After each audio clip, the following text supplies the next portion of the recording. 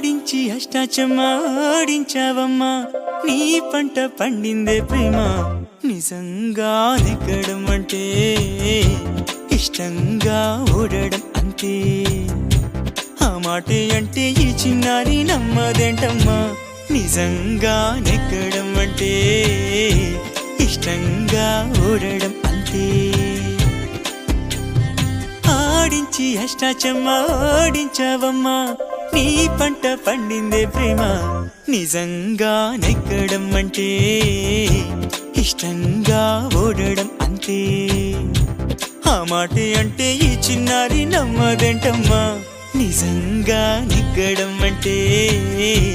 ఇష్టంగా ఓడడం అంతే